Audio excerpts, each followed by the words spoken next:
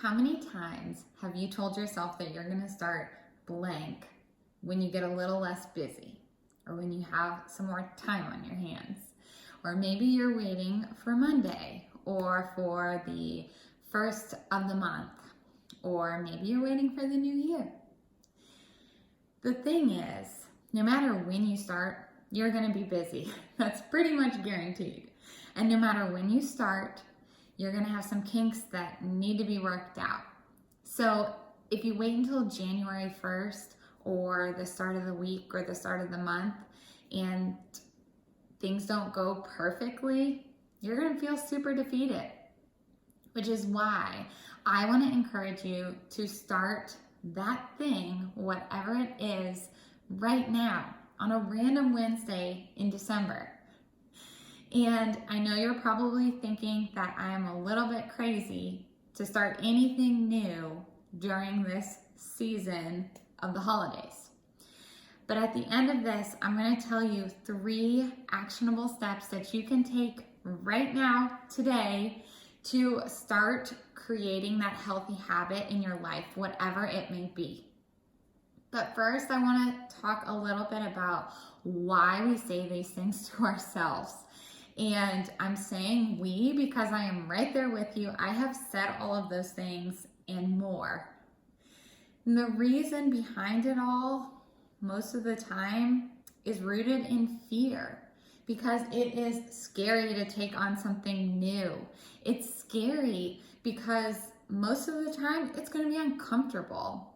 And our bodies and our minds literally revolt against change. So it is not your fault.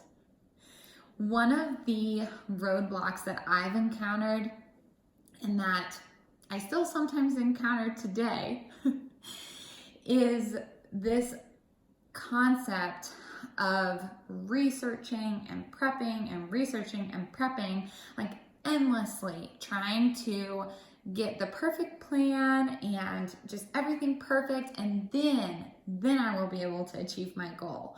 But then nothing really happens. And this is something that actually has a term. It's called analysis paralysis. And that is something that I have struggled with before so stinking much.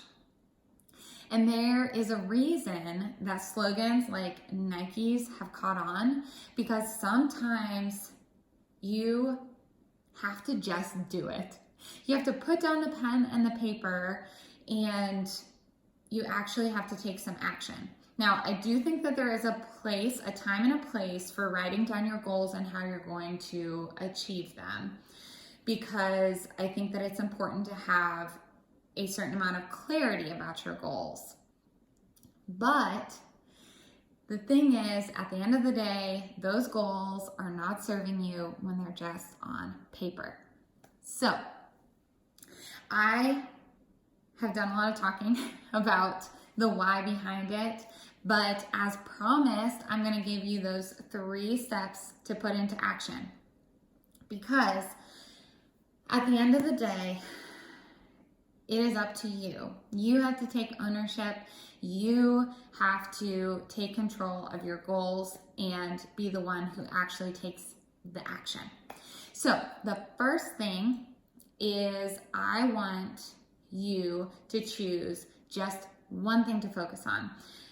It can be super, super tempting to want to better yourself in 1,000 different ways. And I think a lot of times that's what happens, is that we get onto this, we get this gumption to really just start some healthy habits. We're going to eat better. We're going to work out. We're going to be grateful. We're going to read our Bible. We're going to do all these things, and they're all going to be healthy and great.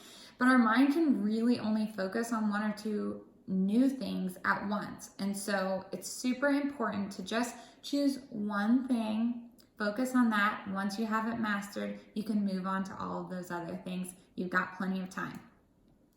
The part 2 of this, or let's say A and B. So this A is choose one thing. B is to start small. It is more than okay to start small. You do not need to tackle everything in one day, because Rome was not built in a day, people. Okay, so that is tip 1, parts A and B. Okay, so tip number 2 is that anytime you feel struck by analysis paralysis and you feel the urge to research, you feel the need to prepare, I want you to act instead.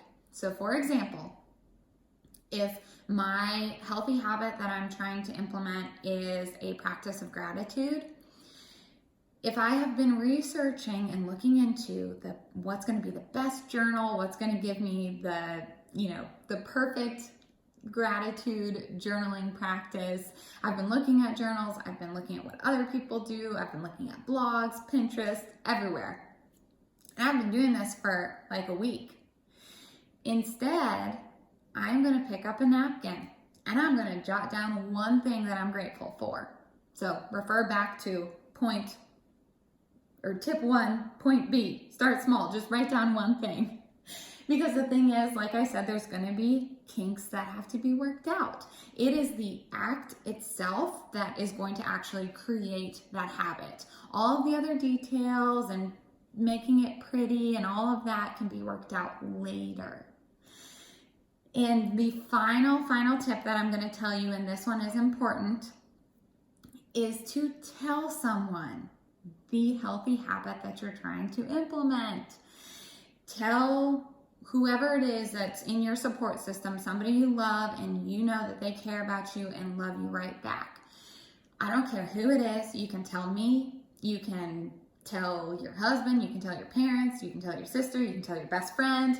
I don't care. Tell everybody, but just tell someone that you are trying to implement this healthy habit, and I'm betting that they are going to support you if they really care about you and you're honest with them and tell them that it's important. So those are my top 3 tips.